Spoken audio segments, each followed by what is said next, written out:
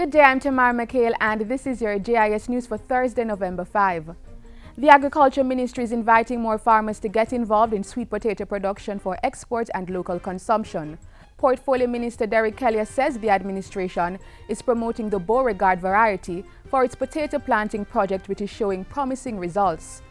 The rewards seem to be quite good. What has been reaped so far seems to be quite good and encouraging. I'm sure there are more farmers that will be interested all over the country to get involved in this very important program.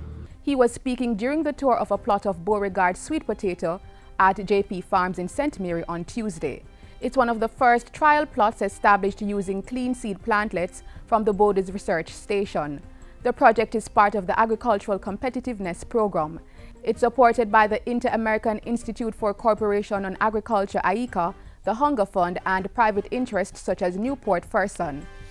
We have made contacts overseas with the Fresh Produce Consortium in the United Kingdom, and we got from that group, which is over 700 persons participating, the need for us to enter markets like that with Jamaican produce, and this is one more that will find its way there. An integrated workforce development center and an e-shore medical center were officially opened last week at the Montego Bay Free Zone in St. James. The Workforce Development Center is a project of the Caribbean Maritime Institute School of Advanced Skills. It provides training in the areas of business solutions, port operations, shipping and logistics, and engineering. Meanwhile, the state-of-the-art e-shore medical center provides health and wellness services to the rapidly expanding workforce in the Montego Bay Free Zone. Industry State Minister Sharon Folks Abraham says both developments will significantly advance the workforce of the second city. And it's all about the young people. It's all about reaching out to them. As you know, here in Montego Bay, there's quite a bit of scamming. And it's leading to a lot of problems, including murder and all the rest of it. We have to rid this society of that scourge. And the only way to do it is to give the young people opportunities that are high enough for them to advance properly. Science and Technology Minister Philip Paulwell is urging stakeholders to take advantage of the opportunities that exist in electronic publishing to produce local e-books. He laments that the ministry was only able to source 50% of the electronic content for the government-issued tablets locally. The ministry spent $114 million procuring e-content for the devices, which were issued to students and educators across the island. We must seek to explore this potential for wealth and job creation. The Tablets in Schools project is not just about consumption. There is an underlying intent to increase national capacity to develop technologies for management of e-book creation and delivery. Minister Paulwell was speaking on Monday at the opening ceremony for the Caribbean Digital Publishing Conference, which was organized by Jam Copy. He said that over the years, Jamaica had developed a mature intellectual property protection regime, which not only conforms to international best practices, but also addressed matters unique to our culture and developmental requirements. As part of that, the Copyright Act was recently amended and regulations are now being developed.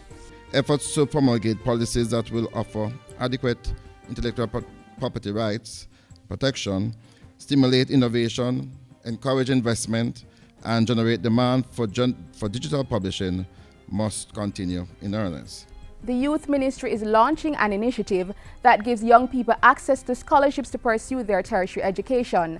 This initiative, dubbed #Chance2Connect, will be launched online on Monday, November 16. The scholarship guide will be published as an e-book with over 100 scholarships for various levels and specific areas of study. It will be made accessible on the ministry's Youth Division website, www.youthjamaica.com. It's an initiative of the Youth and Adolescents Policy Division in the Ministry of Youth and Culture and is keeping with the theme for Youth Month, #IamConnected.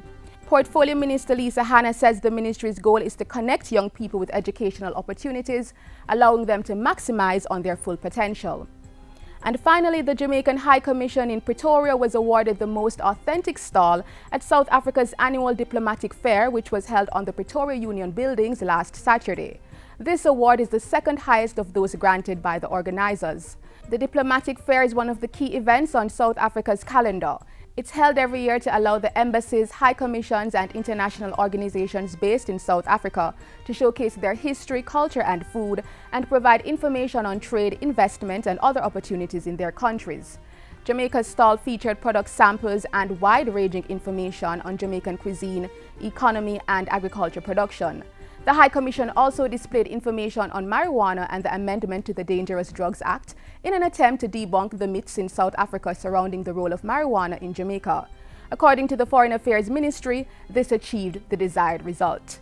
And that's it for JIS News today. I'm Tamara McHale. Thanks for watching.